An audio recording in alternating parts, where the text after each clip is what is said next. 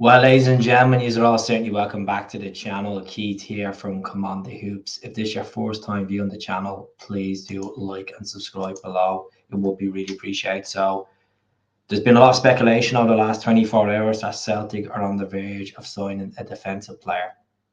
A defensive player that Brendan Rodgers knows quite well. His name is Daniel Amartey. Now, Daniel Amartey plays for Besiktas. He's been at Besiktas for the last couple of years, and he actually played under Brendan Rodgers at Leicester. He won a Premier League title, an FA Cup, a Charity Shield, and this is a guy that has a bit of pedigree. He's been capped for Ghana as well. 6'1". His contract runs out in the summer of 2026, but the reports is from Turkey that basically Celtic are putting a bid in around 3.5 million for a 29-year-old. Now, this is a guy that can play left back, right back, defensive midfield, centre back. So he's a versatile player, and that's the type of player that we need, especially to help Greg Taylor. I think we're a bit flat right back as well, and centre back. We need a bit of options there. And if it helps with a bit of competition in regards to defensive midfield with Idah, and we can push Callum McGregor more forward, happy days. Let's see how this develops. I think it will be a good bit of business. 29 years of age, why not? 3.5 million. As I said, he has experience of playing in Europe, played in the Champions League with Leicester the season after doing the Premier League. He's won an FA Cup there as well. He's playing in Turkey for Besiktas. Big derbies in there against Fenerbahce and Galatasaray. We're going to talk about the links to the Manchester United number 2, Altay Bayindir. Now, I do apologise if I pronounced that wrong. So, he's Turkey's number 1. He's played 154 times for Fenerbahce, and then Manchester United signed him last season. He only played one competitive game for Man United on the road to one of them winning the FA Cup. There's reports going around this morning that Man United and Celtic are in talks of a fee to get him abroad. 4-year deal worth £10 million. Now, that's being squashed by a couple of reporters.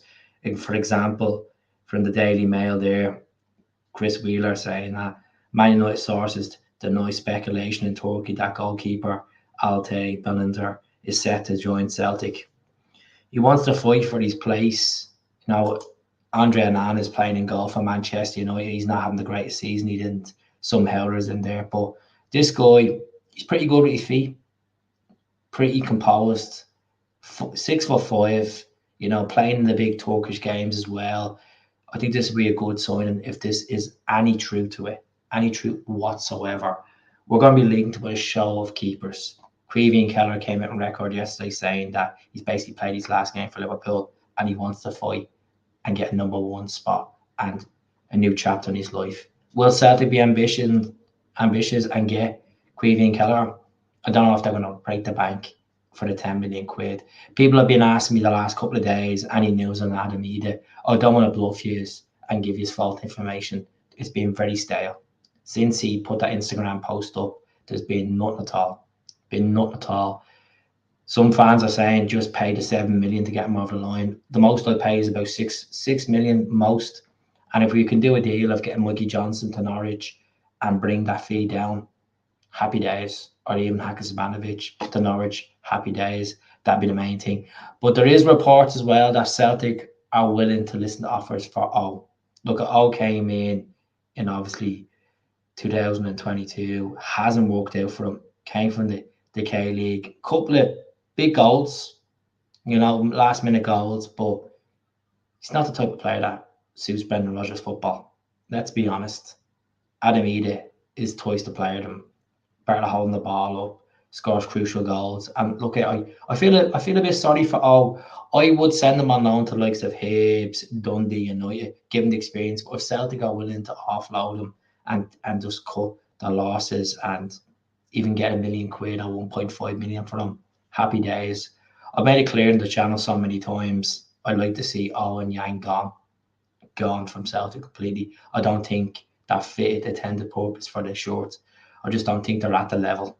I think we need to stop looking in these Asian markets, especially the K-League. I don't think it has benefited us. Kwan had a decent season at St. Mirren on loan, that half season you could say. And look, at the end of the day, it just depends on who's going to be going out the door in the summer, and we need to get rid of at least 7 players to free up the wage bill, get a bit of quality in. You know, there's no point having quantity over quality. It doesn't always produce winning teams.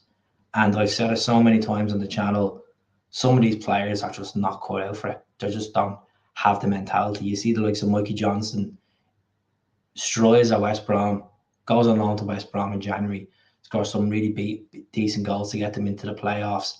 And then when he's playing in front of Celtic Park, in front of Celtic fans, he's useless. He's absolutely useless at times. So that's really it for me. Let's see what happens in regards to this Manchester United number 2. I'll be honest, I don't know if it's going to happen. I think this guy, Daniel Amartey, I think this could definitely happen. You know, good relationship with Brendan Rodgers, working with Brendan Rodgers for 3 years. As I said, a Premier League winner, an FA Cup winner, playing in Turkish football. Ticks all the pluses, and plus he's a defensive player as well, which we need. So do subscribe to the channel. I'll speak to you all soon. Take care. All the best. Hell.